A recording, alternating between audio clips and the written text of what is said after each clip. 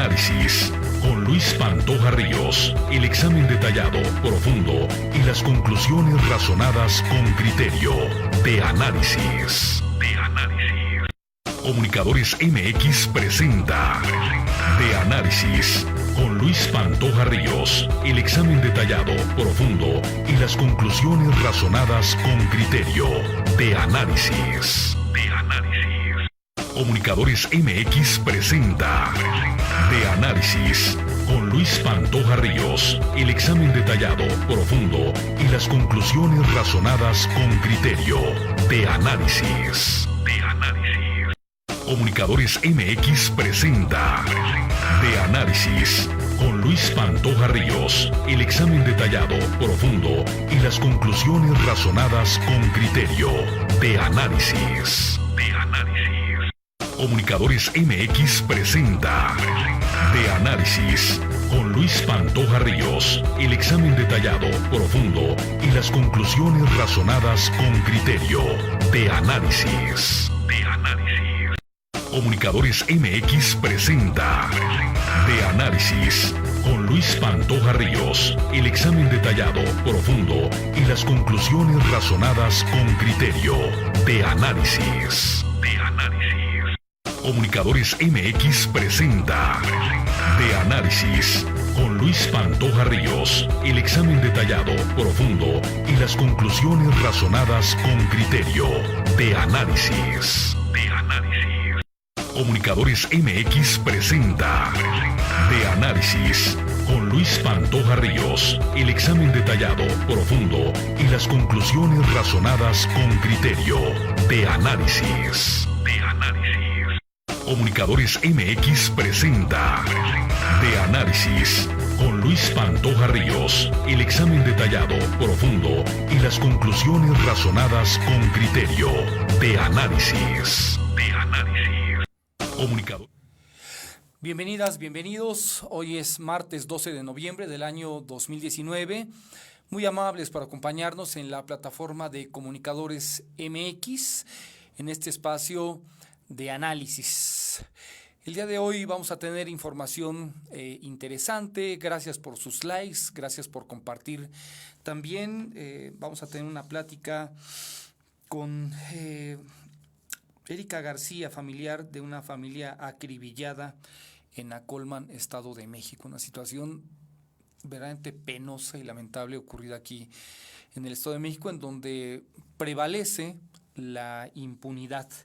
Igualmente, información interesante que nos tiene Veneranda Mendoza, porque parecería que en este actual periodo de sesiones de la legislatura mexiquense, por falta de acuerdos, tanto la ley de la universidad como la del ICEMIN se estarían atorando otra vez. Entonces, yo no le encuentro mucha esencia a esto de que estén atoradas, en vista de que lo justo está claro y evidente y lo incongruente también. Entonces, pero se ha convertido más en un proceso de negociación política que de lo que realmente requiere la gente en la propia universidad y en el propio ICEMIN, y ahí es donde la mayoría queda en manos de la minoría. Ese es lo lamentable de lo que ocurre. Ya lo platicaremos con Veneranda Mendoza. Déjeme ir directamente también con lo ocurrido. El día de hoy, Evo Morales ha sido asilado en nuestro país, fue recibido por Marcelo Ebrard, y esto es parte de lo que tomamos de un noticiario de RT, se llama, ¿verdad? Tal cual, para darles el crédito, lo tenemos en dos partes, importante compartirlo para quien no lo haya visto. El presidente, y se lo digo así, el presidente Evo Morales, que renunció, sí, a la presidencia de Bolivia, pero que la Asamblea General no ha recibido la renuncia. Es decir, técnicamente, para entender la situación, técnicamente Evo Morales sigue siendo el presidente de Bolivia, políticamente ya no, por el golpe de Estado que se ha dado en Bolivia, aunque para no pocos radicales, ultraderechistas y de mentalidad que seguramente tendrán sus razones para ser fascistoides, para ellos es un cambio en cuestiones hasta democráticas, porque ya no soportaban, según estas visiones, a alguien como Evo Morales. Yo creo que lo interesante de esto es hacer un análisis del trabajo de Evo Morales en los más recientes 13 años y sus logros y, bueno, el error cometido quizá por haber ingresado o haber participado en la más reciente elección cuando la población le dijo, ya no vas tú. Y Evo Morales, bueno, cometió este error, hoy lo recibe México, me parece que de manera muy justa, y no lo digo yo, lo dicen agencias de información que ponderan, por supuesto de manera más equilibrada, toda esta situación, y Evo Morales será visto como uno de los mejores presidentes de América Latina en la historia reciente, ¿eh? En la historia reciente y por muchos años, además en vista de los logros que tuvo nada más un crecimiento promedio de Bolivia de 5% anual en Bolivia. Ya quisiéramos en México, con los neoliberales que se han enriquecido en este país, haber crecido así, por lo menos en los últimos 3 o 4 sexenios, ¿verdad? Por lo menos 5% anual. Esto es lo acontecido. Como acabamos de ver, el avión de Evo Morales a bordo ha aterrizado ya en México. El presidente dimitido fue recibido por el canciller Marcelo Ebrard tras sufrir una serie de dificultades para atravesar el espacio aéreo de varios países latinoamericanos. La mediación del Estado mexicano que le otorgó el asilo político al presidente dimitido hizo posible el viaje de Morales. Vamos a conocer la última información con Paola Guzmán. ¿Qué tal, Paola? ¿Cómo se ha desarrollado la llegada de Morales a México? Hola Mauricio, ¿qué tal?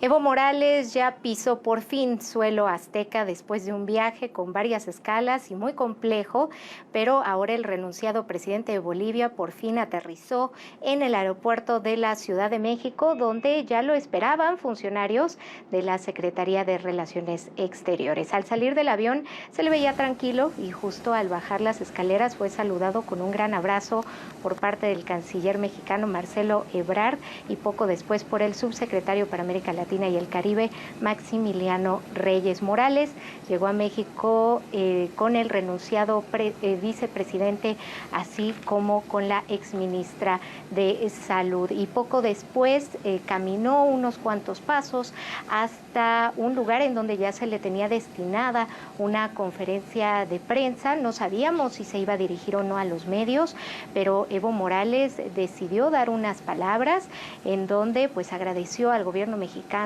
por haberle otorgado asilo y tenemos parte de sus declaraciones. Escuchemos. Por el nuevo triunfo en la primera vuelta de las elecciones del 20 de octubre de este año, empezó el golpe de Estado. Enfrentamos exactamente 3 semanas y en la última etapa, lamentablemente, al golpe político cívico se sumó la Policía Nacional. Ahí escuchábamos parte de las declaraciones que dio Evo Morales poco después de haber aterrizado en la Ciudad de México. Dentro de otras declaraciones importantes, dijo que el gobierno de México le salvó la vida. Además, mencionó que sin importar el golpe, él no cambiará y seguirá siendo como es y luchando por los pueblos que pues menos tienen y que no deben de ser discriminados. Además, también agregó que estaba pues muy agradecido por el gobierno de México y también con sus autoridades. Asimismo, otra declaración dijo que seguiremos en política y que seguiremos en lucha. Poco después de estas declaraciones, el ahora renunciado presidente de Bolivia salió del hangar presidencial de la Terminal Internacional del Aeropuerto de la Ciudad de México. No se sabe bien cuál es su destino, no se sabe si estará en alguna casa de seguridad, si llegará a Palacio Nacional.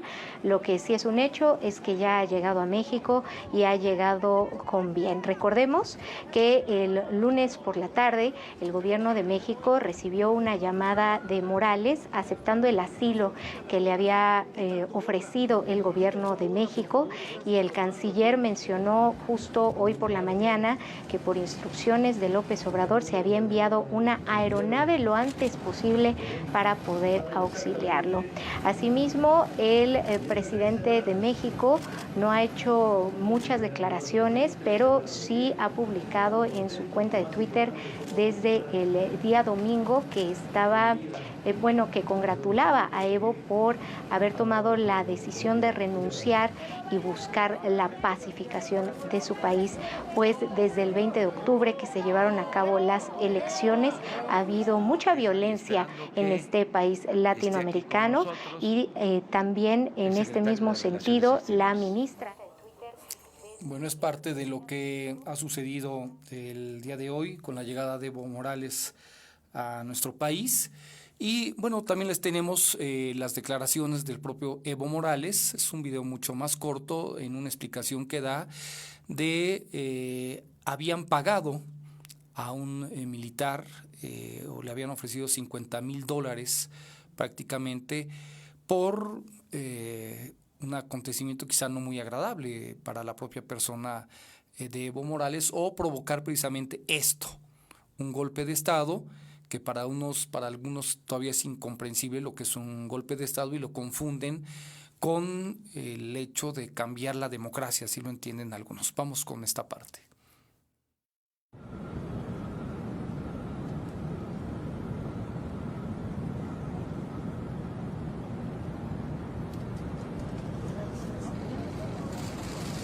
Es ese.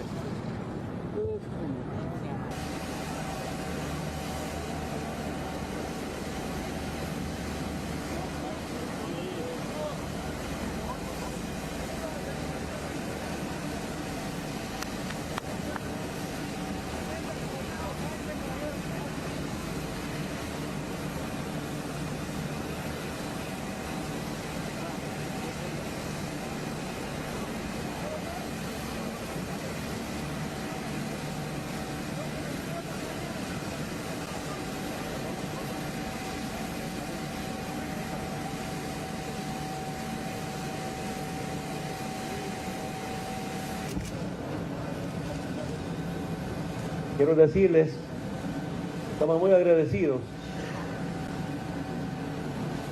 porque el presidente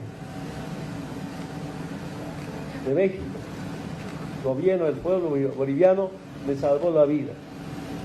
¿Por qué digo esto? El 9 de noviembre, sábado, cuando llegaba a la zona del trópico de Cochabamba,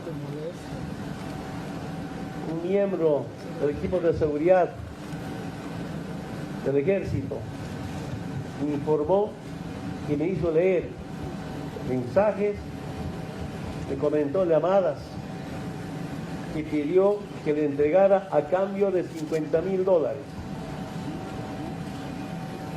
un día antes de nuestra renuncia. Y algunas informaciones puede comentarles. Por eso digo, y estamos muy agradecidos, hermano canciller, muchas gracias por salvarnos la vida. Tal cual se le salvó la vida a Evo Morales en sus propias palabras. Entonces creo que hay muy poco que inventar o muy poco que decir en vista de la situación que se vive en este país, y que sobre todo habría que estar al tanto de quién en todo caso quedaría al frente de la presidencia de Bolivia. ¿El ex candidato de la oposición, o llegará un militar enmascarado? Todo esto obviamente analizado por gente que es especialista en el tema de lo que son golpes de Estado, y que mucho diría el que alguien militar enmascarado en civil igual quisiese llegar a este puesto, el de presidente de Bolivia. La mayoría está de acuerdo en que Evo Morales gobernó bien, y también una mayoría está de acuerdo en que se equivocó con haber ingresado en esta última elección haciendo cambios drásticos, o por lo menos el Tribunal Electoral habiendo No sé si se precipitó o no, pero habiendo declarado que si Evo Morales no participaba en las elecciones recientes, estarían violentando un derecho humano del propio Evo Morales. Me parece que ahí fue el gran patinón de este hombre, que habría que considerar 13 años de un buen trabajo, después este error, y ahora las consecuencias esperemos que no sean graves, sobre todo en cuanto a lo que los militares generalmente optan por hacer, y ahí están como testigos propio Uruguay, Paraguay, Chile, Brasil, Argentina, cuando se dan los golpes de Estado, y quienes en México cantan y celebran una situación así, con la inconsciencia total y absoluta de lo que realmente representa esto. Son las 13:15. Gracias a Susana Neri, que está pendiente de espacio. Habría que decir, en todo caso, que una gente como Evo Morales es más que bienvenido a un país como México, que en el tema del asilo pues es reconocido también a nivel mundial. Habría que recordar que Felipe Calderón también recibió al presidente Zelaya, a quien se le dio un golpe de Estado en Honduras, o en el caso de cuando se dio el golpe de Estado en Chile. No se recibió aquí, por supuesto, a Salvador Allende porque fue asesinado, tal cual, en ese golpe de Estado generado por los norteamericanos en el año de 1973, pero que muchos chilenos llegaron también a este país asilados y hoy continúan, no pocos de ellos viviendo donde encontraron hogar y además, pues sobre todo benevolencia, diría yo también, y una gran aceptación, porque llegó gente con muchas capacidades, como también los propios argentinos en este país o uruguayos igualmente. Vamos con Veneranda de una vez o hacemos una pausa. Hacemos una pausa y regresamos en un par de minutos.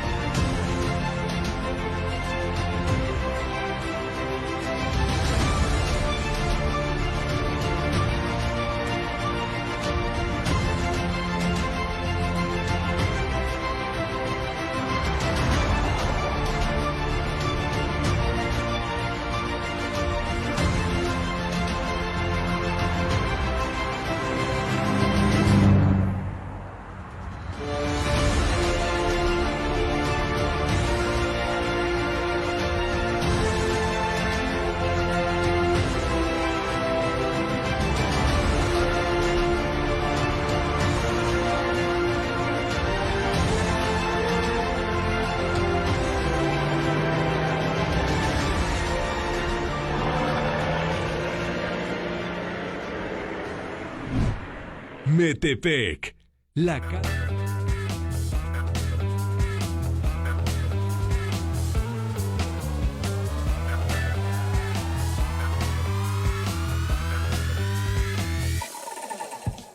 Las 13:18. Veneranda Mendoza, buenas tardes, ¿cómo estás?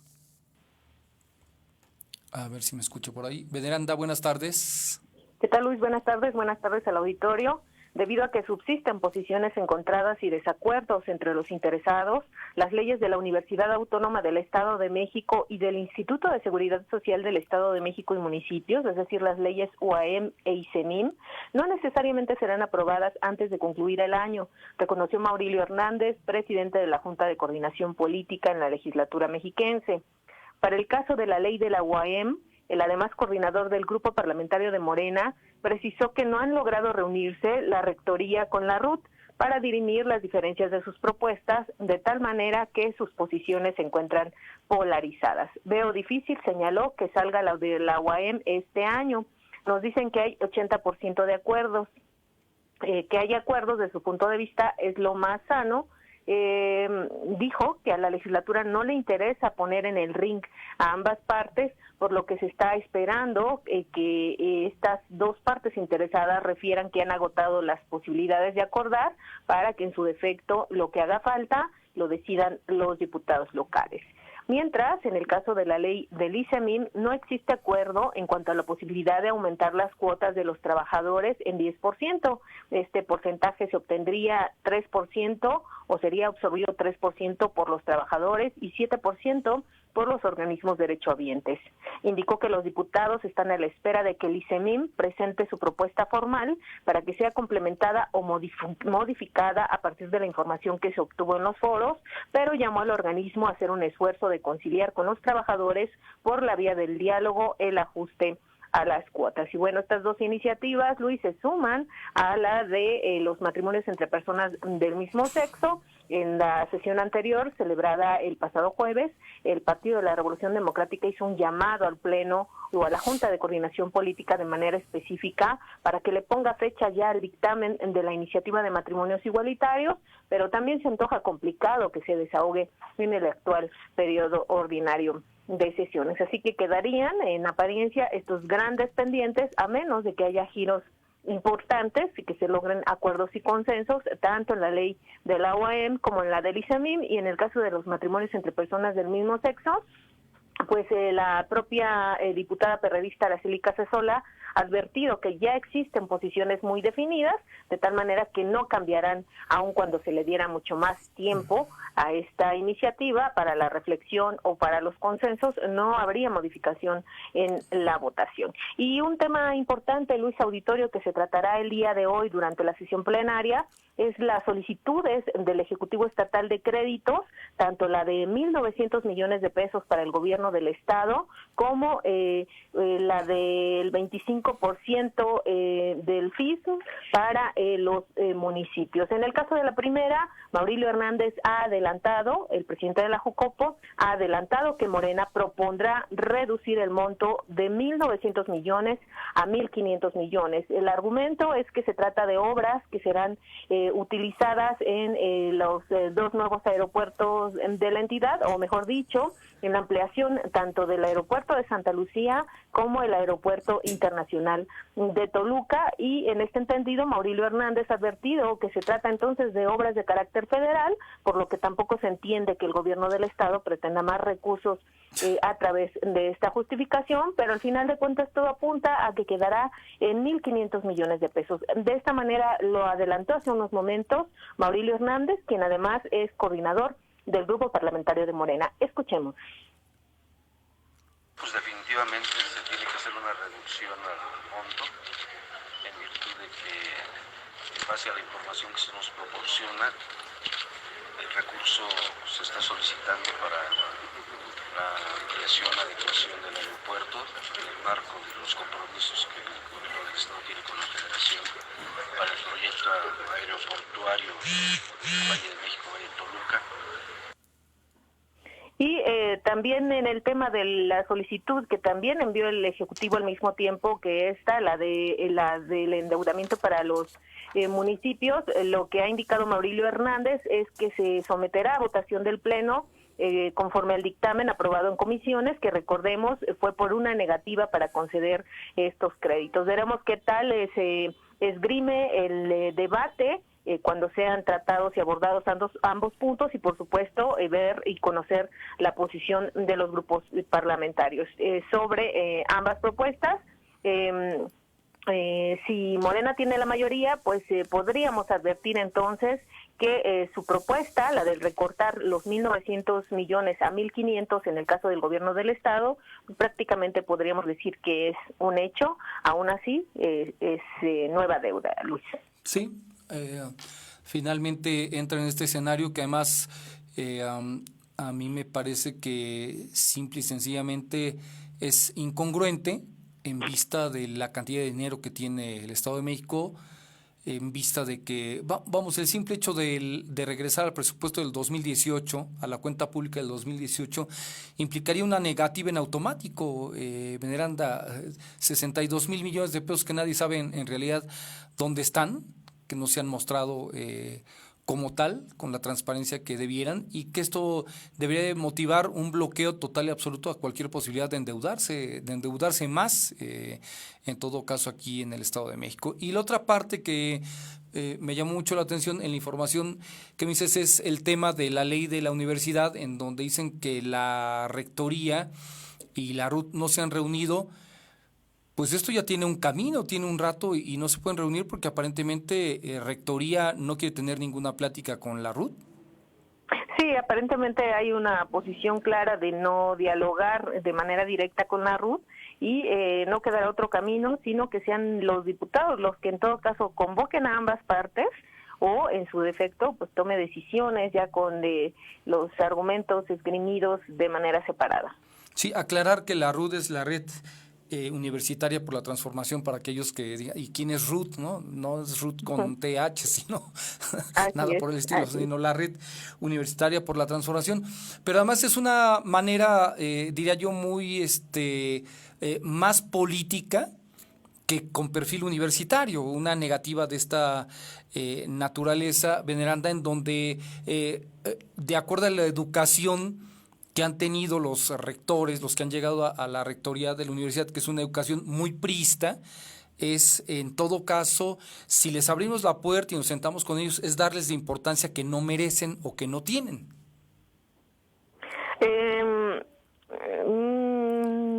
Para mí, para mí. Pues creo que ambas iniciativas deben ser consideradas, tomados en cuenta. Para mí tienen ambas el mismo valor. Creo que están entre iguales, por más que en cuanto a la postura oficial se trate de demeritar el esfuerzo que hizo esta red universitaria por la transformación, que recordemos también está conformada por especialistas académicos, estudiantes, administrativos. No habría que demeritar, no habría que minimizar como sí se ha intentado hacer, sino que ambas propuestas tienen en todo caso sus fortalezas, sus debilidades, sus objetivos, ¿por qué no? Y también sus intereses. Entonces habría que analizarlas con el mismo interés y ambas partes, una parte no tendría que minimizar a la otra, sino pues tratarse jerárquicamente igual, ¿no? Que me parece que es ahí el problema, que algunos consideran que están muy por encima jerárquicamente hablando y quizás esto es lo que ha propiciado que ese acercamiento no se concrete. Pero hemos visto por lo menos disposición de una parte y negativa de la otra. Sí, la parte de la reelección creo que es la que brinca mucho también, y dos o tres temas, por supuesto, sustanciales. Habría que ponderar muy bien esa parte, porque mientras el grupo que gobierna la universidad desde hace muchos años continúe ahí, bueno, una reelección es estarle poniendo la mesa servida al que ya está para la siguiente, es estarle hablando de una estancia mucho más larga de lo debido. Si las cosas cambiaran en la esencia de la propia universidad, con la transparencia que se debe, con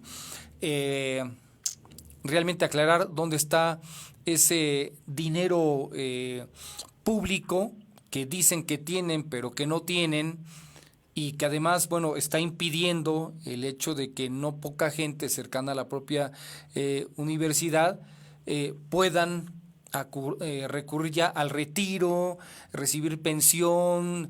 Luego está el tema también de la falta de pago al ICEMIN. Entonces, seguimos en la misma. Parece que estamos platicando hace 3 o 6 meses, veneranda. Sigue trabado. Sí. Así es, bueno, tan trabado que, por ejemplo, pues seguimos viendo que la deuda con el ICEMIN crece en lugar de no solo estancarse, sino disminuir, y crece. Y bueno, la otra que referías, Maurilio Hernández señala que hay puntos de acuerdo en 70-80% de esta iniciativa, pero también hay puntos divergentes en áreas sustantivas como tú lo referías, mientras una plantea repetir en el que el rector y los directores repitan en el cargo, la otra contempla revocación de mandato, incluso cuando se incurre en faltas graves, mientras una plantea que se continúe con el mismo esquema de designación de directivos, es decir, que sea un círculo cerrado quienes tomen la decisión en representación de los demás, pues otra más propone que sean los estudiantes quienes decidan también a través de su voto directo y secreto, libre, por supuesto, ¿no? Sí, claro.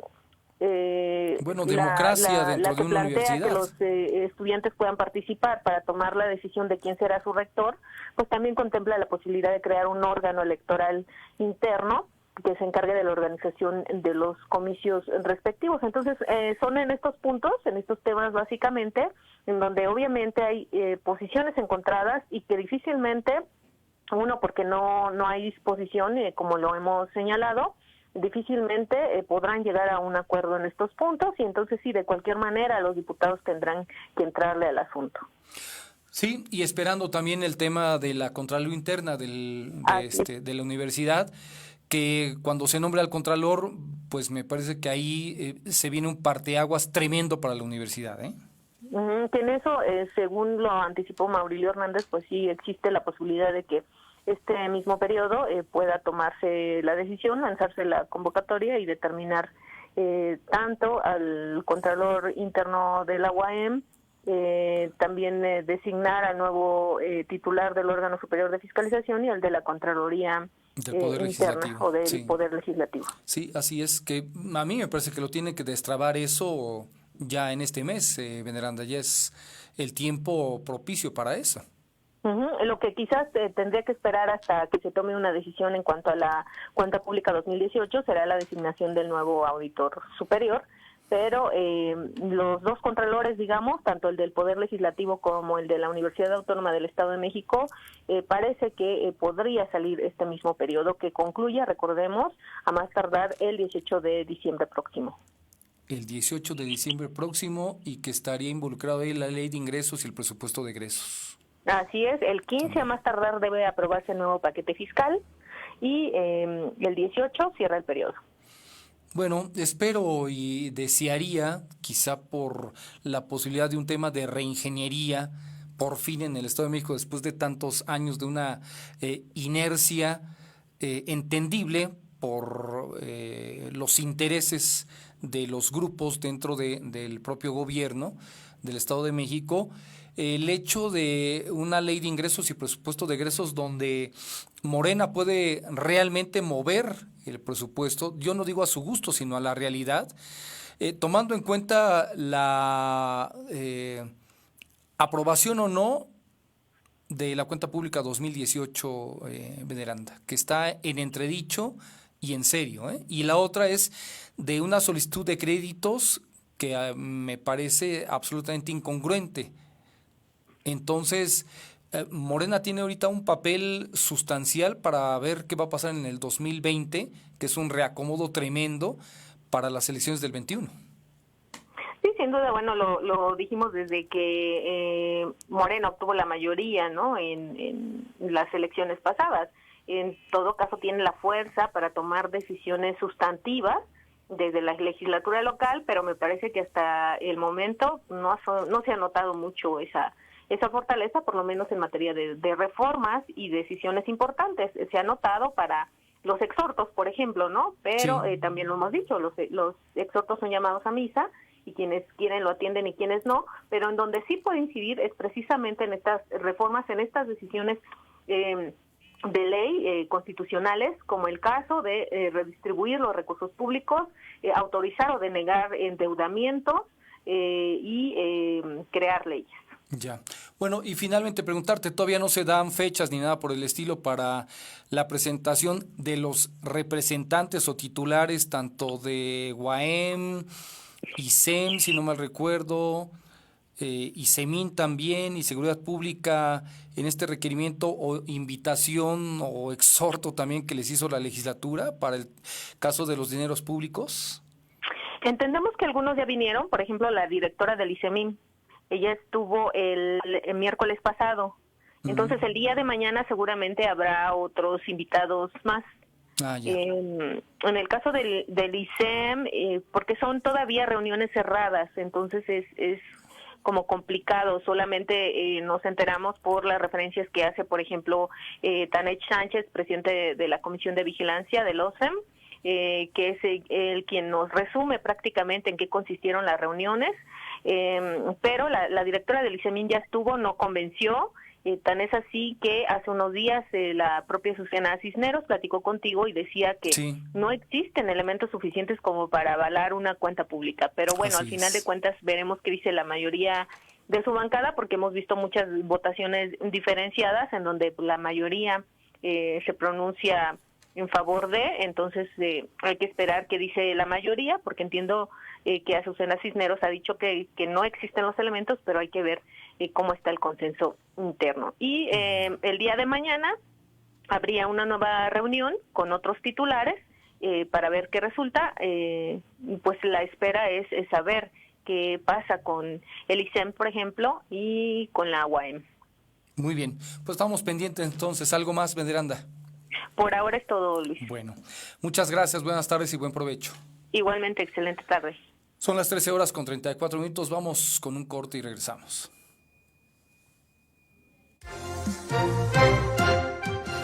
Las Comisiones Unidas de Procuración y Administración de Justicia, de Trabajo, Prevención y Seguridad Social y de Planeación y Gasto Público de la 60ª Legislatura aprobaron la iniciativa para expedir la Ley del Centro de Conciliación Laboral del Estado de México, desaparecer las juntas de conciliación y arbitraje y crear el Centro de Conciliación Laboral del Estado de México, propuesta por el titular del Ejecutivo Estatal. Con esta iniciativa, aprobada por unanimidad, se armonizará la normatividad local con la Reforma Constitucional Nacional en materia de justicia laboral del 24 de febrero del 2017. Con la desaparición de las juntas de conciliación y arbitraje, la resolución de las controversias laborales quedarán a cargo del Poder Judicial de la Federación y el Poder Judicial del Estado de México. Asimismo, este documento señala que el Centro de Conciliación será la instancia prejudicial especializada e imparcial, con naturaleza de organismo descentralizado y con autonomía técnica, operativa, presupuestaria, de decisión y de gestión, y que la etapa procesal conciliatoria consistirá de una sola audiencia obligatoria para las partes.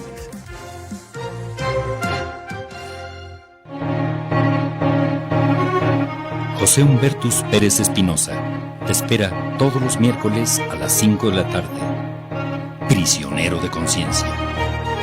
Por Comunicadores MX.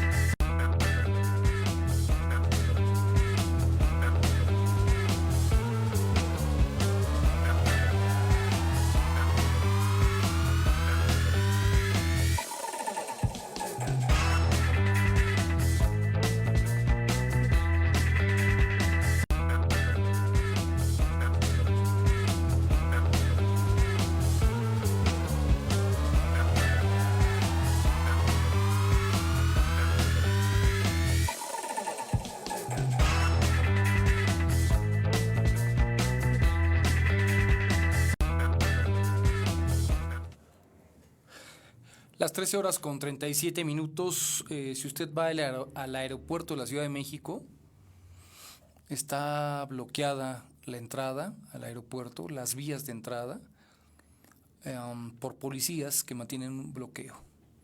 Para toda la gente que tenía ya los vuelos desde hace como una hora, debe ser patética la situación. Un embotellamiento tremendo y pues no ha habido un punto de negociación hasta ahora. Le platico, porque lo publicamos hoy también en la página de Comunicadores MX, lo que consideramos un martes rojo para Toluca, y le digo por qué. Durante las primeras horas del día de hoy se reportó el hallazgo del cuerpo de una joven en San Pablo Autopan, al norte de Toluca, así como de 2 cabezas humanas en el Cerrillo Vistahermosa. Ambos casos son investigados por la autoridad competente. En el primero de estos lamentables sucesos, el cuerpo de una joven fue localizado sobre un camino de San Carlos a Autopan por vecinos que transitaban por el lugar. A través de redes sociales se dio a conocer que la joven portaba consigo una identificación con el nombre de M. Jazmín, mismo que coincide con una ficha de desaparición de la Fiscalía General de Justicia emitida apenas el día de ayer, 11 de noviembre, en la misma comunidad que fue hallado el cuerpo. El segundo de estos macabros episodios se reportó el hallazgo de 2 cabezas de una mujer y un hombre en el cruce de Avenida Lerma con Deportiva en el Cerrillo Vistahermoso. Estamos hablando de Toluca, de la capital del Estado de México. Según versiones de los vecinos del lugar, junto a los restos se encontraba una cartulina con un mensaje intimidatorio alertando a los rateros de la zona para no continuar delinquiendo. Parecería un ajuste de cuentas contra unos rateros. En ambos casos se presentó personal de la Fiscalía General de Justicia de la entidad para comenzar con las indagatorias correspondientes y dar el levantamiento de los restos humanos. Estoy viendo lo que publicó la Fiscalía y bueno, la fotografía de esta chica de 22 años, 1,65 de estatura, cabello castaño, Miriam Jazmín Reyes. Bueno, pues creo que la autoridad debería estar mucho más pendiente porque aparentemente pues un asesino en serie anda libre, ¿verdad? Aparentemente. O policías mal pagados, enfermos del cerebro, también. Las banditas que acostumbran también ese tipo de situaciones. La cuestión es que es un día muy, pero muy desafortunado para Toluca y pues para seguir contando mujeres muertas en el Estado de México, así tal cual. Que entre que si fue homicidio o fue feminicidio, la cuestión es que para la familia ya está muerta. Ese es el tema. Eduardo Alonso, buenas noches, te iba a decir, buenas tardes. ¿Qué tal, Luis? ¿Cómo estás? Muy buenas tardes. Comentarte que se está esclareciendo el homicidio que se registró el pasado 21 de marzo al interior del penal estatal de Almoloya de Juárez, que se ubica ahí en la zona de Almoloya, límites con Sinacantepec, el penal estatal que pertenece al sistema penitenciario mexiquense. Sí. Pues ese día se registró un deceso en el dormitorio 8. Se iniciaron las investigaciones y concluyeron que la víctima habría perdido la vida a manos, con arma punzocortante y a manos de su compañero de dormitorio. Las indagatorias precisan que todo se derivó de un altercado, de una diferencia que tuvieron ambos internos.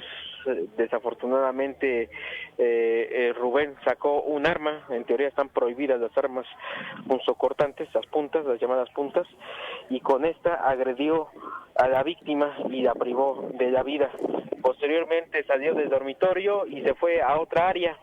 Se iniciaron las indagatorias y todo parece indicar, con los elementos con que se tiene y con los que se cuenta hasta el momento, que Rubén, quien por cierto estaba ahí procesado bajo el delito de robo, pues habría tenido el altercado con su compañero de celda y habría sido quien el autor material, el cual pues arrebató la vida a su compañero Luis.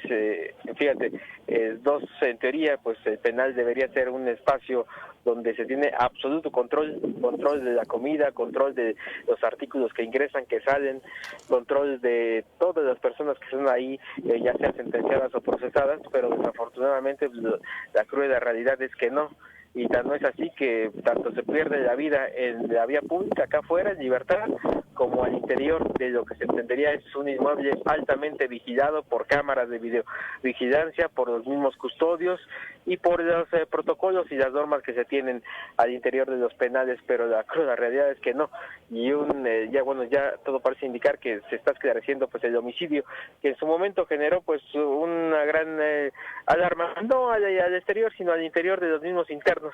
Luis, Rubén, este sujeto que estás viendo en pantalla, pues es el que habría ahí arrebatado la vida.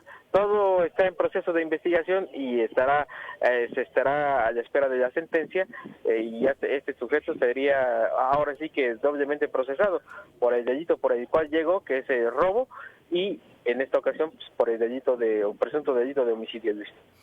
Bueno, pues entonces entre presuntos delincuentes se dio la situación, tal cual. Sí, y insisto, que todo parecía indicar que pues, en un penal no pasa nada porque son espacios restringidos, son espacios vigilados, son espacios monitoreados, pero ya ahora sí que uno no sabe si está mejor al interior de un penal o al exterior, Luis. No, bueno, lo que es un hecho es que no debería, pero lo que pasa es al revés y todos lo sabemos. Vamos, son escuelas de delincuencia. Nombrecitos que les acomodaron, pues fue solamente para la complacencia burocrática y nada más, pero centros de reinserción social y ese tipo de cuestiones, pues están muy lejos de la realidad, Eduardo, y eso se conoce no de ahora, sino de años, tal cual. Sí, efectivamente, ya prácticamente cuando algún conocido, familiar o amigo ingresa a algún penal, pues se está en el entendido que hay que estar pagando una renta para que no la agredan, una renta para que no extorsionen, una renta para que consuma otro tipo de alimentos diferentes a los que ahí se les proporcionan, en fin, dicen algunos, es un hotel de lujo. Así es, tal cual. Eduardo, muchas gracias. Pendientes, muy buenas tardes.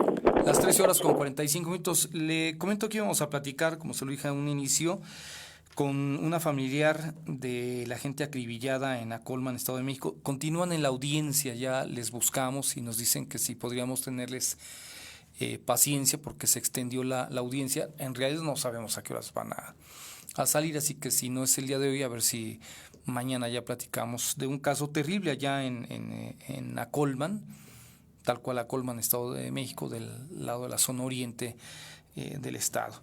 También le comento, porque esta parte me parece no desproporcionada, sino quizá muy acorde en un país donde la educación sexual todavía está lejos de llegar como debiera y sobre todo desde pequeñines. ¿Por qué? Porque se ha tenido que llegar a esta situación. La senadora María Soledad Luébano Cantú del Grupo Parlamentario de Morena presentó una iniciativa que busca castigar con la aplicación de un tratamiento farmacológico para inhibir la libido a quienes cometan el delito de violación en más de una ocasión. La exposición de motivos señala que México está viviendo una de sus peores olas de violencia. Derivado de esto, en los últimos años los delitos sexuales se han incrementado de manera alarmante. Se han reportado una enorme cantidad de casos de violaciones sexuales donde muchas de las veces los atacantes son exconvictos que tras cumplir su sentencia vuelven a cometer el mismo delito. De acuerdo con la encuesta nacional sobre la dinámica de las relaciones en los hogares, 4.4 millones de mujeres de más de 15 años han sufrido abuso sexual durante su niñez.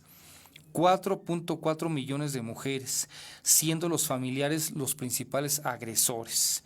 Igualmente menciona que 41.3% de las mujeres de 15 años han sido víctimas de violencia sexual en algún momento, mientras que 6.5% de 15 años en adelante declaran ser víctimas sexuales de su pareja también. Según los registros del Sistema Nacional de Seguridad, este año se han cometido 38.357 delitos sexuales y 12.905 violaciones entre simple y equiparada. 12.905 violaciones, 38.357 delitos sexuales. La iniciativa indica que la reincidencia en violadores es sumamente alta y considera que estas personas son un peligro inminente para la sociedad y aún más para sectores vulnerables como los niños. Además, detalla que con la aplicación de la castración química a violadores seriales se evitarán un sinfín de consecuencias para las víctimas y se brindará justicia y paz a la sociedad. La iniciativa con proyecto de decreto por el que se adicionan los artículos 266 ter y 266 cuar al Código Penal Federal fue turnada directamente a las Comisiones Unidas de Justicia y de Estudios Legislativos. Bueno, son cifras alarmantes, pero en serio, y que las soluciones, pues a mí me parece que ante una violación volvemos a lo mismo, cadena perpetua, y entonces ya no salen. Ahora, ¿por qué en vista de en vista de una situación como esta, ¿por qué no un penal para violadores directamente? Y si tienen algún tipo de reincidencia, pues que se violen entre ellos. Bueno, pensando en una solución que a lo mejor pues me dirán que es de bote pronto, pues igual es de bote pronto. ¿Cuál es la otra? Que a mí me parece, primero, si es con flagrancia, la otra es ante la declaración de la víctima y la comprobación, tal cual, pues en ese momento ya el tratamiento químico, pero ya, eso de ingrésenlo sin un proceso. Si estuviésemos hablando de 10 violaciones, no, pues estamos hablando de 12.905 violaciones. Y tienes toda la razón, Alejandra. Son las denunciadas. ¿Cuántas chicas, cuántas familias se quedan con, voy a decir así, el Jesús, ¿verdad?, en la boca? Para otras, hay familias que consideran que fue un pecado y que a lo mejor la propia provocadora fue la violada, la víctima, y entonces optan hasta por encerrarla o hasta, y no exagero, hasta por encadenarla, ¿no? Y no estoy exagerando, pero si nos vamos a la mayoría de los casos también, yo creo que son 12.905 violaciones que están ahí denunciadas. ¿Cuántas le gustan que no son denunciadas? El doble quizá también. El doble quizá también. ¿En dónde se dan con frecuencia? El propio Estado de México, por la población que se tiene, un poco más de 17 millones de habitantes. Está Puebla como otro factor, Guerrero también es otro escenario, pero sí me parece que debería de ser un tema donde se metiera de lleno un castigo. Me parece que simplificar los procesos, sobre todo ante la flagrancia, reitero, y cuando se señala directamente y se comprueba. Y comprobarlo tampoco lleva tanto tiempo como a veces sucede. Lo que son los procesos en donde el Ministerio Público lo manipulan con dinero. Bueno, estos temas de corrupción que en el país no sabemos cuándo se van a acabar, entonces habría que buscar soluciones más simplificadas, por lo menos desde nuestro punto de vista. Ya saludé a Susana, Shikome Mazatl también, muchas gracias. Dice, gracias a Nayuritzi Leiva. Dice, habla por un enorme desconocimiento de la problemática de Toluca. Como no vive en Toluca, como es originario de Texcoco, ignora dónde está parado. ¿Quién? Ahí no entendí. ¿O qué tema tratamos? Dice, Raúl Vides también, muchas gracias. No entendí esa. Habla por un enorme desconocimiento de la problemática de Toluca. Como... el secretario del ayuntamiento, es que no alcanzo a leer aquí. Bueno, si nombraron a alguien que no vive en Toluca y es el secretario del ayuntamiento, pues tendría que dar una gran explicación en todo caso. A ver, ¿ahí sí te llegó completo? A mí no me llegó completo, perdón, estamos hablando del martes rojo para Toluca y un asesinato más, o un homicidio, o un feminicidio, donde usted quiera ponerlo. Finalmente esta chica lamentablemente ya está muerta. Me dice Ana Yuritsi Leiva, y el inepto secretario del Ayuntamiento de Toluca, Francisco Vázquez, con sus desafortunadas declaraciones minimizando los feminicidios en Toluca. No, esas no las leí, debo confesarlo de que no leí esas declaraciones. Y existiendo tal cual, bueno, tratar de minimizar un tema tan delicado. Y entonces dice, habla por un enorme desconocimiento de la problemática de Toluca. Como no vive aquí, como es originario de Texcoco, ignora dónde está parado. Ups. Pues mejor que salga a ofrecer una disculpa, ¿verdad? En vista de... Son las 13:53. Vamos con un corte y regresamos. Sí, vamos con un corte y regresamos. Continúa el bloqueo, se lo comento esto, para ingresar al Aeropuerto Internacional de la Ciudad de México, para que la gente pues busque no sé qué otra opción. No sé si entrar por la Terminal 2 te lleva después a la 1, caminando con tus maletas, no, ni modo que bajen a la gente en helicóptero, ¿verdad? Yo lo que realmente no entiendo es la inconsciencia que pueden tener estos policías, que pueden tener o no la razón, pero que tampoco nada les cuesta dejar por lo menos un carril para que la gente que tiene que llegar a desplazarse a los vuelos, a sus viajes por vacaciones, por negocios, por lo que sea, es un nivel de inconsciencia los demás no me importan y está nuestro tema y se acabó. Y la otra es, bueno, ¿por qué no le solucionan cómo está ya su tema? Porque si no me recuerdo, creo que es la tercera o cuarta vez que sucede en el año esta toma de ingreso al Aeropuerto Internacional de la Ciudad de México. Víctor Ruiz, gracias por estar con nosotros, también muy amable. Vamos entonces con un corte cuando faltan 5 minutos para que den ya las 2 de la tarde.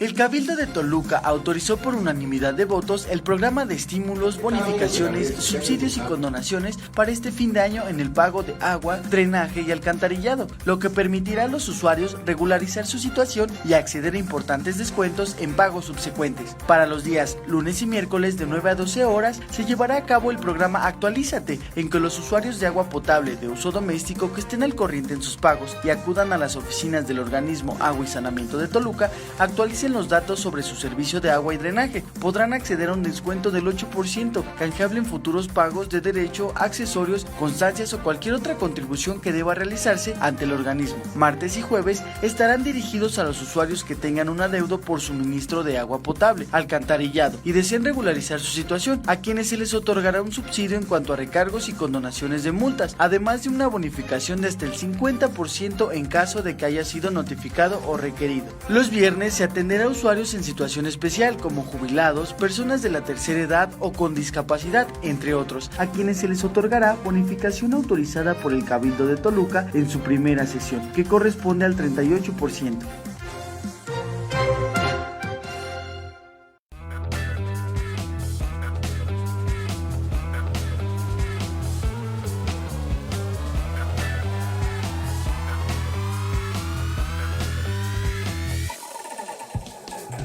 Amigos de las redes sociales, les habla su amigo el notario Jorge Ramos Campilán para invitarlos a ver el programa La Hora del Notario el próximo miércoles 13 de noviembre después de las 11 de la mañana por mis redes sociales. En esta semana hablaremos acerca de la innovación en procesos jurídicos y administrativos municipales.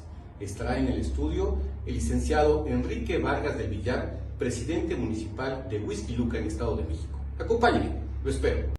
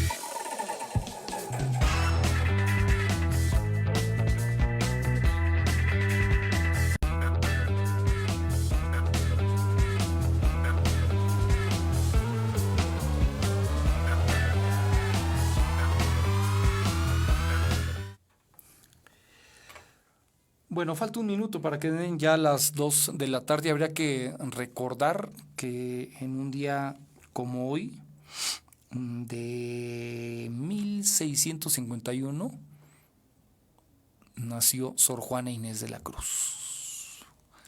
Y que hay diferentes opciones para conocer su vida. Está por ahí, si no mal recuerdo, en Claro Video, por ejemplo. Seguramente hoy Canal 11 va a transmitir alguna de las documentales maravillosos que tiene sobre Sor Juana Inés de la Cruz también. Y recordárselos, ¿para qué lo leo yo aquí? El tema de la 10ª musa. Sí, hay opciones maravillosas para... No recuerdo si además... No sé si es en Claro o en Netflix, donde hay una serie dedicada a la vida de Sor Juana Inés de la Cruz, interesantísimo, por cierto, y muy inspiradora además por el propio perfil de Sor Juana Inés de la Cruz. ¿Ya están en la línea? Sí, bueno, vamos a platicar con el ingeniero David Vélez Ponce. Él es presidente de la Asociación de Propietarios de Funerarias y Embalsamadores en la Ciudad de México, también aquí en el Estado de México y también en el Estado de Hidalgo. Ingeniero Vélez, buenas tardes y un placer en saludarle. Gracias, Luis, buenas tardes. Pues parecería que hoy en vida, se lo digo así, es muy costoso ya morirse, o también vienen cambiando los escenarios y hay ofertas hasta en el Buen Fin. Claro, sin lugar a dudas, pero déjame decirte sí, que el acto del servicio funerario no debe de ser caro. Muchas veces no planeamos o contratamos a empresas erróneas y sale muy caro. Sí. Y cobran hasta por el aire que ya no respira el muerto. Así es, o muchas veces te tienes que tomar el café más caro de tu vida. Sí, también, por supuesto. Sí. Esta parte me queda clara.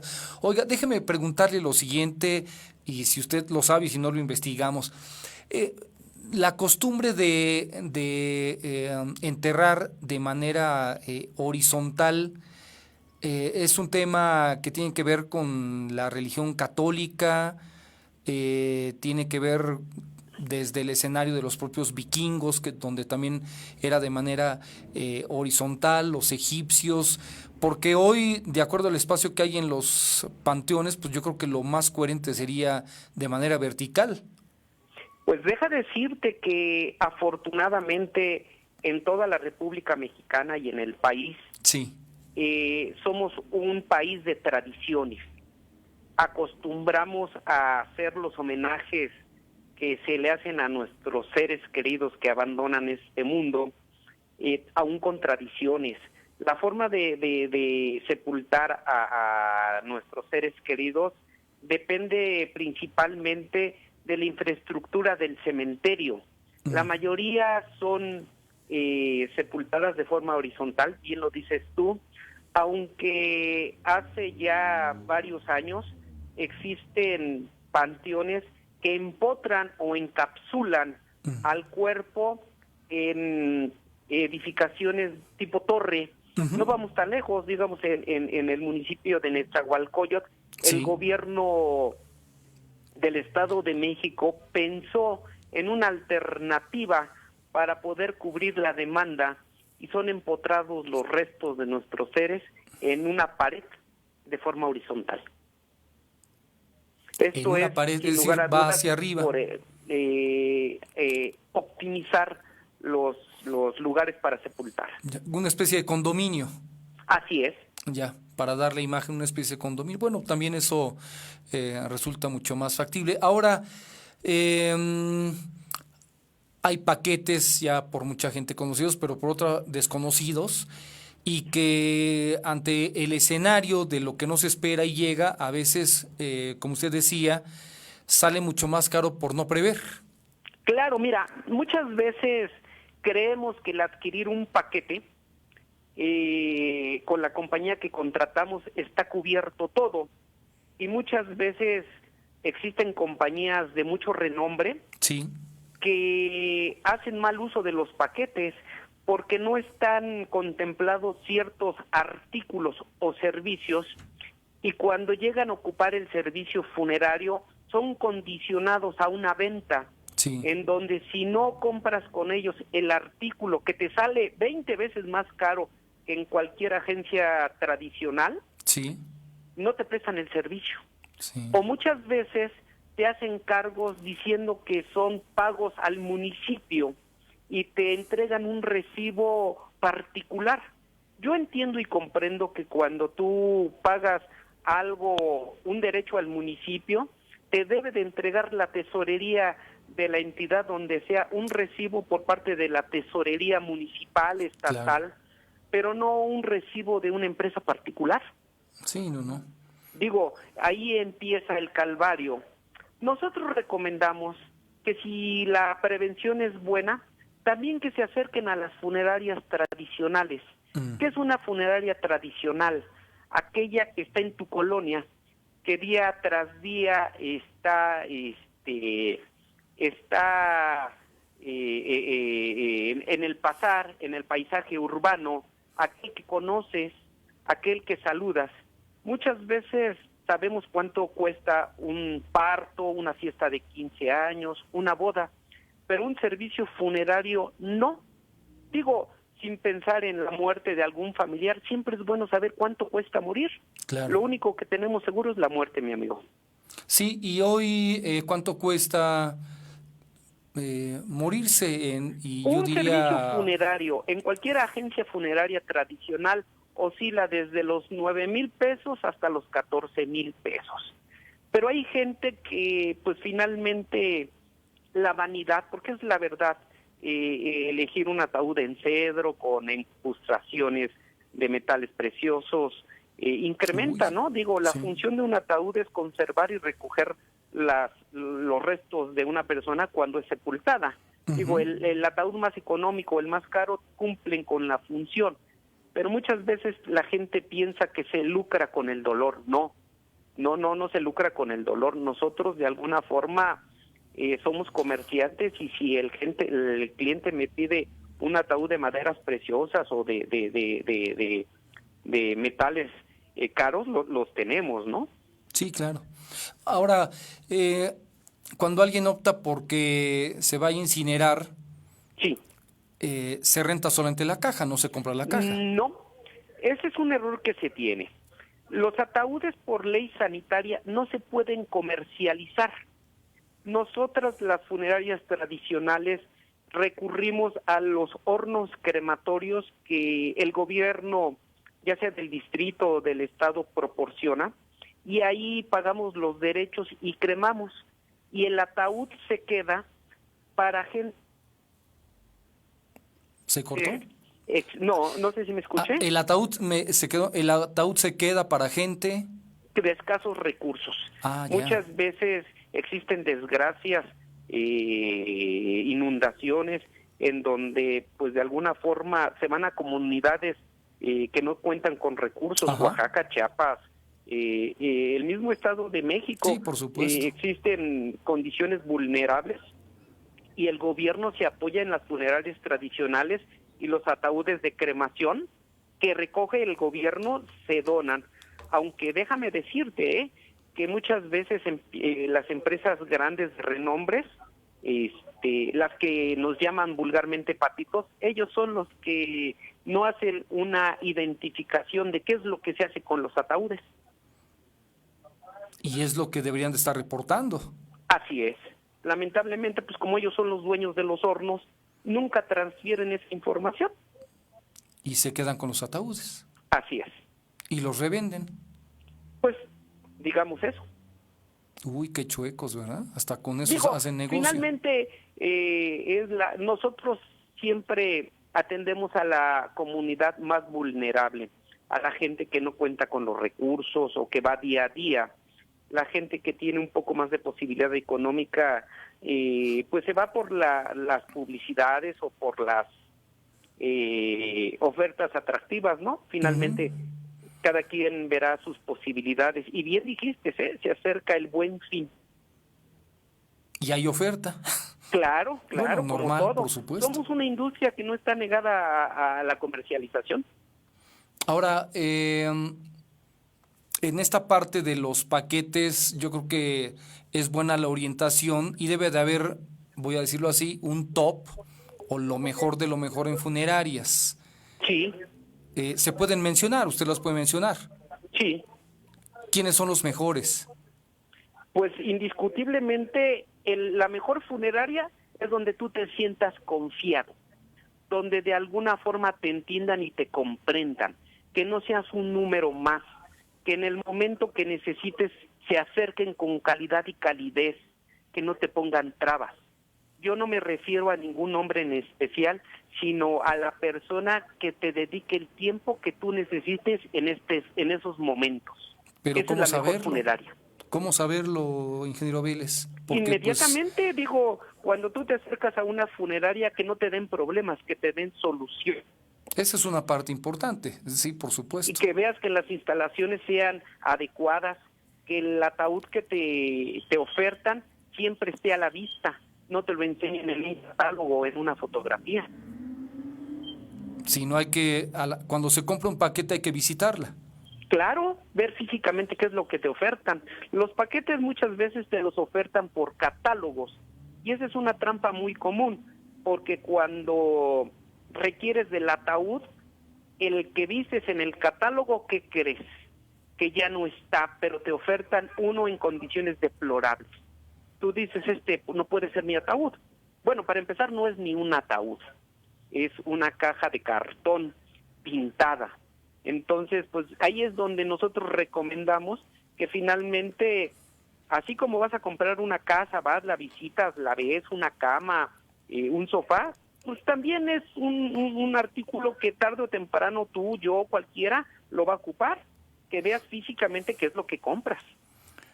Ahora, ingeniero, la capacidad de prevención o la actitud de prevención del mexicano, ¿cómo anda en este aspecto? Es decir, ¿se está previniendo o estamos lejos de lo que hacen en otros lugares? Estamos lejos de la prevención, porque el mexicano, no, aunque estamos muy ligados a la muerte por usos y costumbres, porque nos reímos de la muerte, porque hacemos bromas de la muerte, al contratar lo que es el servicio funerario, en su mayoría casi todas son adquisiciones de uso inmediato. Bueno, yo no creo en el mito de que el mexicano se ríe de la muerte. Para mí es al revés, ¿eh? Yo me refiero al reírte de la muerte, que hacemos chistes, enfrentamos la muerte con risa. Aparentemente. Digo, sí, independientemente del temor al proceso de exterminio, eso es independiente. Sí, nos han educado muy mal respecto de cómo tomar la muerte, lamentablemente diría yo. Pues sí, comparto tu idea.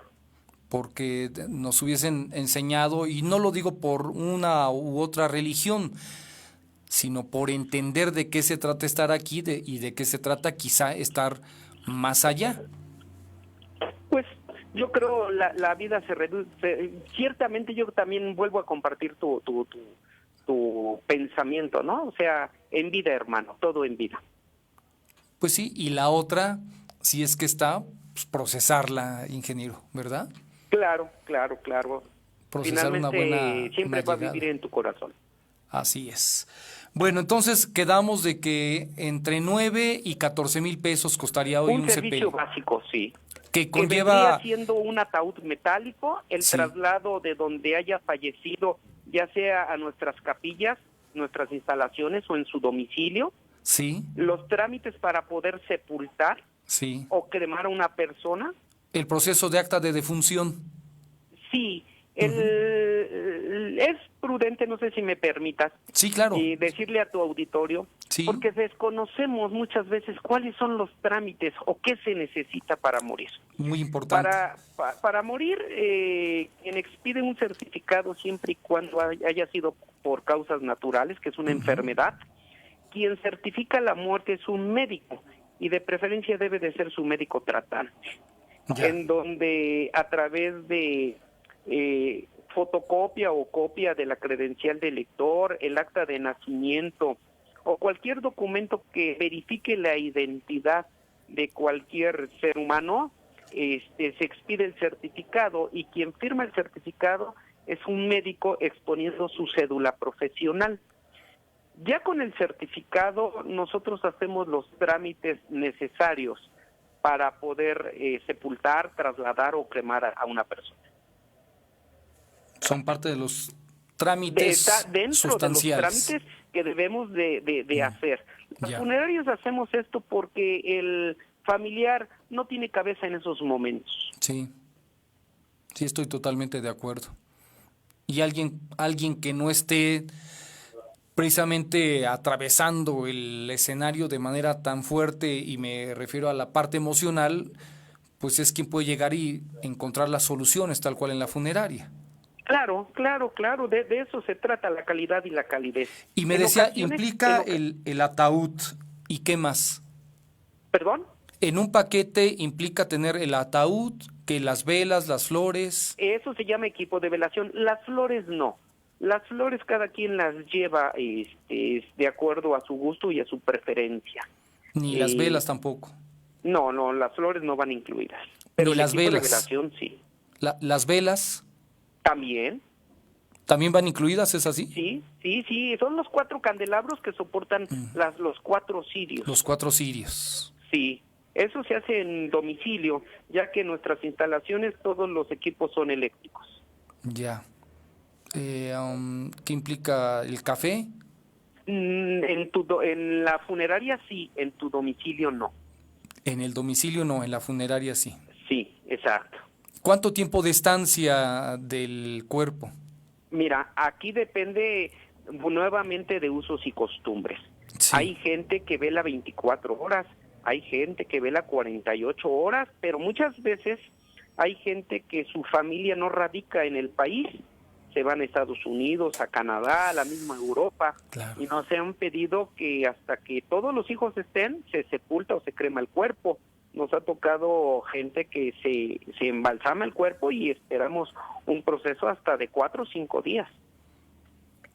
Hasta 4 o 5 días. Así bueno, es. Ya es y más cuando vienen fechas muy significativas, por ejemplo, diciembre, que muchas veces no encuentran vuelo los familiares más allegados, pues sí tenemos ese problema. Ya. Digo, no es problema para nosotros, sencillamente es la espera de alguien para poder sepultar o cremar a su familiar. Ingeniero Vélez, déjeme abrir un pequeño paréntesis nada más, porque he estado comentando de la afectación que hay en el Aeropuerto Internacional de la Ciudad de México con la protesta de policías, pero también está la información ya de que los vuelos en la Terminal 1 no se están viendo afectados. Los de la Terminal 1 no se están viendo afectados, para quienes amablemente nos siguen en la plataforma de Comunicadores MX. Regreso con usted otra vez, ingeniero Vélez, para pues solamente que aprovechar en serio el Buen Fin con un pago en tarjeta de crédito a 12 meses o los paquetes directamente de ir depositándole a la funeraria. ¿Cómo estaría esa parte? Sí, efectivamente, habemos muchas empresas que sacamos paquetes en donde pues el cliente verá la conveniencia, ¿no? Muchas veces hay gente que le gusta pagar a meses sin intereses, los tenemos. También tenemos las posibilidades de adquirir servicios funerarios a futuro. Yo les recomiendo a la clientela que antes de contratar verifiquen qué contratan, que no tomen el café más caro de su vida. Sí, claro. ¿Y la funeraria de usted cuál es, ingeniero? Somos Funerales París, estamos en la Ciudad de México. ¿París? París, como la ciudad, París.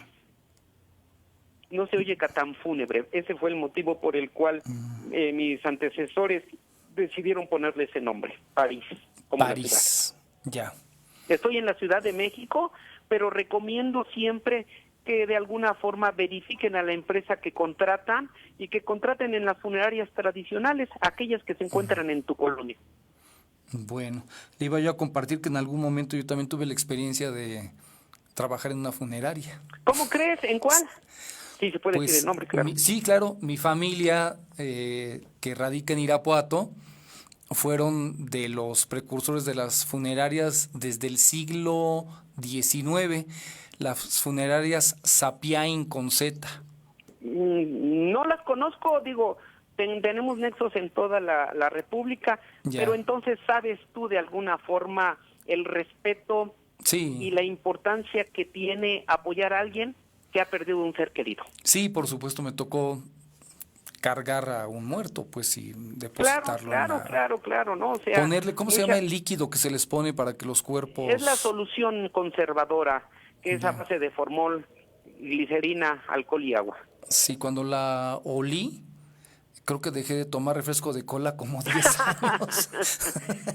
Lamentablemente, la gente que labora en la funeraria, tenemos que hacernos fuertes a muchas cosas insalubres. como la putrefacción de un cuerpo, pero también más duras, el ver llorar una madre a un hijo o viceversa, entender y comprender ese momento de dolor, porque no perdemos los sentimientos, No Sí, me tocó ir a recoger un cuerpo de madrugada en la casa, le dio un infarto, algo así nos llamaron. Digo, es como los reporteros, ¿no? Que finalmente tienen que estar detrás de la noticia a cualquier momento. Hay que estar ahí, y que también aprendí a hacer cajas. Mire, de alguna forma conoce nuestro aprendí gremio. a forrarlas, que se metió uno los clavitos imantados y con el martillo imantado y uno... Sí, pues de alguna forma nuestra empresa no escapa a todas las ocurrencias que debe de tener el mexicano. Sí, por supuesto. Muy bien. Ingeniero, pues un placer en platicar con usted. Luis, te deseo una preciosa tarde a ti y a tu auditorio. Muchas gracias por su tiempo, que esté muy bien. Gracias, bye. Hasta luego, buenas tardes. Es el ingeniero David Vélez Ponce, presidente de la Asociación de Propietarios de Funerarias y Embalsamadores en la Ciudad de México, Edomex e Hidalgo.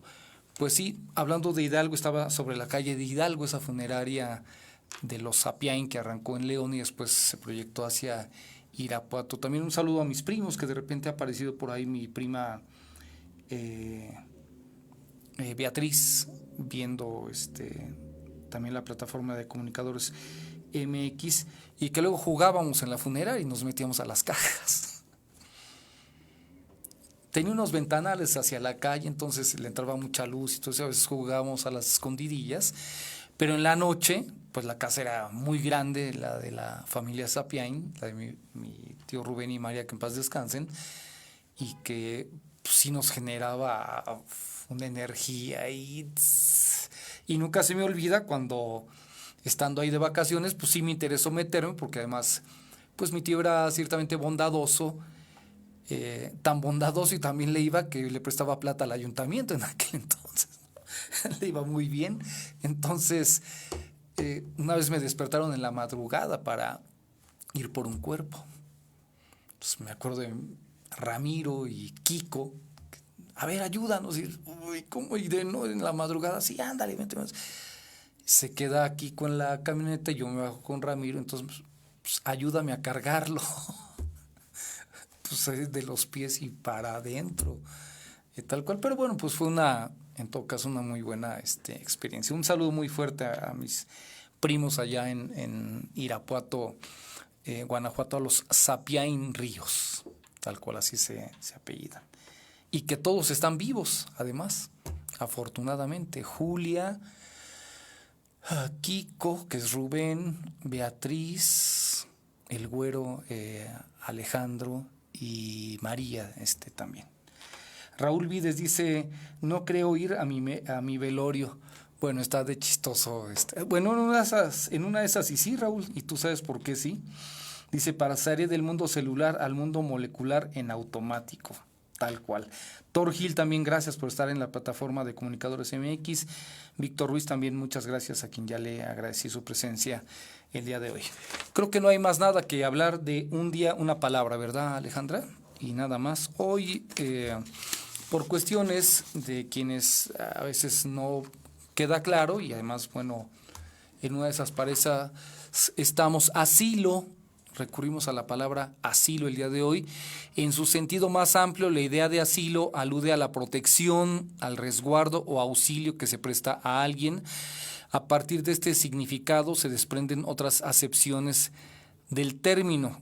Por eso recuerdo tanto cuando le dije, como no sé si 15 días o un mes antes, a José Humbertus, en una entrevista le dije, pide asilo porque se te van a ir encima tarde o temprano. Le estás pegando a una mafia tremenda en el Estado de México. Y bueno, que por cierto, mañana es el programa en vivo desde el penal de Neza con José Humbertus Pérez Espinosa, que además se me había olvidado comentar, Alejandra, la vez pasada tuvimos un poco de problemas, ¿no? Había como una música ahí que se metía. Están interviniendo las líneas. Bueno, vamos a agradecerles a quienes lo hacen, que no lo hagan, para que dejen que el programa fluya. Hay mucha gente interesada en el programa de José Humbertus, no por el morbo de que transmita desde allá, sino por lo que dice, en todo caso. Un abogado tan capacitado y que además, por respeto a un preso de conciencia, un preso político, sé que la mafia que lo encerró, lo que menos le importa es el respeto. Eso nos queda más que claro. Nosotros hacemos un gran esfuerzo por difundir este espacio y esperemos poderlo continuar. Además, no hemos podido continuar con Santiago Pérez Alvarado porque está vigente la orden de aprehensión todavía contra Santiago. Él estaba los martes a las 5 de la tarde. Ahora va a estar Luis Zamora los martes a las 5 de la tarde con su espacio del SUMAEM. Bueno, le sigo con el asilo. Se habla de asilo cuando el gobierno de un país acoge a una persona procedente de otra nación, la cual escapa ya que su vida corre riesgo. Al darle asilo, el Estado que lo recibe se compromete a velar por su seguridad y brindarle asistencia. Si el individuo huye de su tierra por una persecución religiosa, racial, cultural o sexual, o si emigra por una catástrofe natural o por una situación de violencia, se habla de asilo humanitario. Bueno, la vida de Evo estaba en peligro, o podría estar por los radicales que hay fuera de Bolivia, y que bueno, sicarios sobran para trabajos que no deseamos o no desearemos que se den. El asilo político, el país que concede el asilo debe favorecer la integración del refugiado y asistirlo para que pueda regresar a su lugar de origen cuando el escenario cambie o para instalarse en un tercer país si así lo desea. El asilo político es la asistencia que se le otorga a un individuo extranjero que tuvo que huir o fue expulsado de su país por razones relacionadas a la política. Suele entenderse a este tipo de asilo como el derecho de un sujeto a que no lo extraditen de una nación a otra que pretende castigarlo por sus opiniones o actividades políticas. Por otro lado, se encuentra el concepto de asilo diplomático, el cual sirve para describir la permanencia en una extensión del territorio nacional de una persona perseguida por su país para ser juzgada por un delito político. También se conoce como asilo, por último, al establecimiento que brinda refugio a individuos con algún tipo de dependencia como ancianos o discapacitados. Desde que falleció mi abuela, mi abuelo vive en un asilo también. ¿Y si logramos poner lo que Gandhi sugirió? Bueno, si ya lo pusimos, no hay ningún problema, ¿eh? Ahí aparecieron también los sinónimos: acogida, alojamiento, cobijo, hospedaje, refugio, abrigo, protección y amparo. Bien, ¿algo más? No, antes de que den las 2:30 de la tarde. Por cierto, Keu, ahí está en la pantalla. Es importante que les comente lo siguiente. Acuerda Morena reponer la elección para la Comisión Nacional de Derechos Humanos. Así es, se va a reponer en vista de la duda sobre los 2 votos y que acudieron a decir que era un fraude lo que se había dado. Entonces Rosario Piedra, Arturo Peinberg y José de Jesús Orozco estarán tal cual otra vez en la terna, y sabremos seguramente a la brevedad. Esto lo dijo Ricardo Monreal, quien dijo que privilegiaron la mesura y por ello se abre una nueva votación en la que Piedra Ibarra contará de nueva cuenta con el apoyo de Morena y también de sus aliados. Frente a ese ofrecimiento, dijo Monreal, mi cabeza está pendiendo de un hilo porque es una decisión propia que yo le propuse al grupo parlamentario y lo propuse a los coordinadores de los grupos parlamentarios. No queremos que haya dudas porque nosotros somos hombres limpios y Morena como grupo parlamentario no puede estar sometido a la duda o la desconfianza. No hay incluso ningún fundamento jurídico para hacerlo, sin embargo, es de voluntad política con el riesgo de que no se logre la mayoría. Toda la bancada de Morena ofreció luego una conferencia de prensa en la que exigieron a los panistas una disculpa pública. Es inconcebible que quienes llevaron a cabo el fraude electoral del 2006 ahora hablen de fraude, dijo Citlali Hernández en el patio del Senado. Bueno, pues ya estaremos esperando entonces esta información. Están trasladando en helicóptero a Evo Morales, no se sabe exactamente a dónde, pero es un ejército, tengo entendido, de la Marina, un Eurocopter S-725 Cougar, es de la Sedena, no de Marina, es de la Sedena. Alejandra Montserrat en la producción, Rafa Hernández en los controles técnicos, Omar Delgado en la asistencia, Margarito Mejía en la coordinación técnica. espero que tanto para ustedes como para nosotros lo más importante sea no dejar de llamar a las cosas por su nombre. Buenas tardes y buen provecho. Esta fue una producción de Comunicadores MX, de Análisis, con Luis Pantoja Ríos.